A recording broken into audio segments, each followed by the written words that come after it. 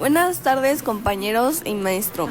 Hoy mi compañero Rogelio y yo les mostraremos cómo funciona la ley de Ohm a través de esta práctica. Pero para empezar, ¿qué es la ley de Ohm? La ley de Ohm se usa para determinar la relación entre tensión, corriente y resistencia en un circuito eléctrico. Su fórmula es tensión igual corriente por resistencia. La ley de Ohm recibió su nombre en honor al físico alemán Georg Ohm y aborda las cantidades clave en funcionamiento en los circuitos. Tensión. Su símbolo de ley de Ohm es la letra E. Su unidad de medida es voltio. Su rol en los circuitos es la presión que desencadena el flujo de electrones. Corriente. Su símbolo en la ley de Ohm es la letra I. Su unidad de medida es el amperio y su rol en los circuitos es la caudal de electrones. Resistencia. Su símbolo en la ley de Ohm es la letra R. Su unidad de medida es el ohmio y el rol en los circuitos es el inhibidor de flujo. La ley de Ohm puede usarse para validar valores estadísticos de los componentes del circuito, niveles de corriente, suministros de voltaje y caídas de tensión. Si por ejemplo un instrumento de prueba detecta una medición de corriente más elevada que la normal, puede significar que la resistencia ha disminuido o el voltaje se ha incrementado, provocando una situación de alta tensión. Esto podría indicar un problema en el suministro o un problema en el circuito. En los circuitos de corriente continua, una medida de corriente inferior a la normal puede significar aumento la resistencia del circuito, posible causa conexiones deficientes o flojas, corrosión o componentes dañados y que el voltaje ha disminuido. Ciencia básica de los circuitos. Los circuitos, como toda materia, están compuestos por átomos. Los átomos se componen de partículas subatómicas. Protones con carga eléctrica positiva, neutrones sin carga y electrones carga negativa. Los átomos permanecen entrelazados entre sí por fuerzas de atracción entre el núcleo y los electrones de un átomo en su capa exterior. Cuando los átomos en un circuito son influenciados por la tensión, comienzan a reformarse y sus componentes ejercen un potencial de atracción conocida como una diferencia de potencial.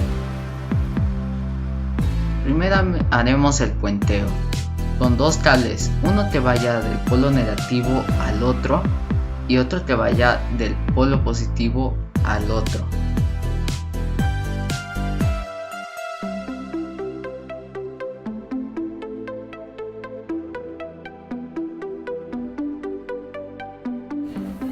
Para después conectar un cable en el polo positivo del protoboard y después conectar la resistencia de 22 ohms.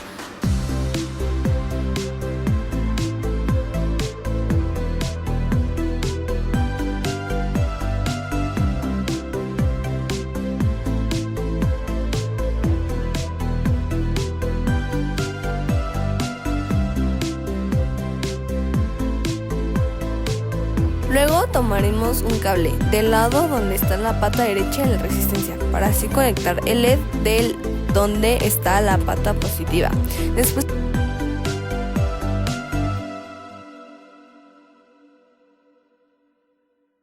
tomaremos un cable del lado de la pata negativa y lo conectaremos al polo negativo.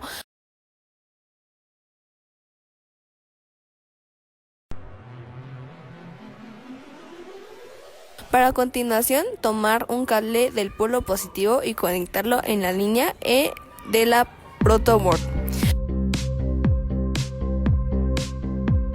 Luego conectaremos el potenciómetro justo donde conectamos el cable anterior. Ahora del lado de la pata central del potenciómetro tomaremos un cable desde la línea E y lo conectaremos en la fila I. Para conectar el segundo LED al circuito, tomaremos un cable del lado de la pata negativa del LED y lo conectaremos en el polo negativo.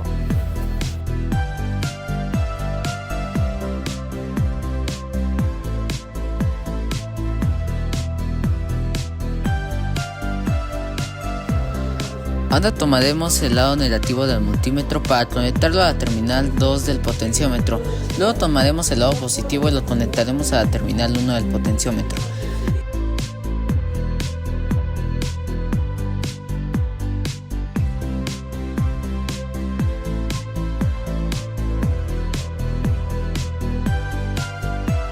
A continuación tomaremos un cable desde el polo positivo de la protoboard y lo conectaremos en la fila A para después conectar la resistencia de 1 kilo ohm, y con esto conectaremos el pulsador abajo de la pata derecha de la resistencia.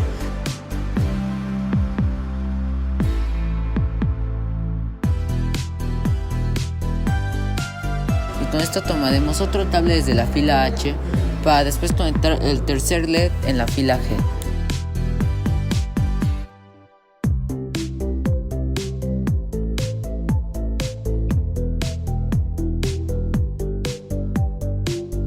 Luego tomaremos un cable desde la fila J del lado negativo del LED y lo conectaremos en el polo negativo de la protoboard.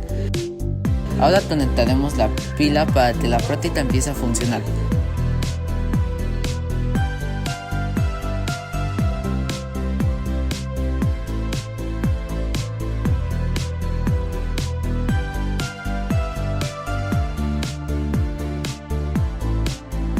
Como verán, la práctica va a encender, pero el segundo LED va a explotar. Esto pasa porque hay que cambiar el valor del potenciómetro a 2.5 kilo ohms. Si hacemos esto, la práctica funcionará bien sin que el LED explote, como estarán viendo.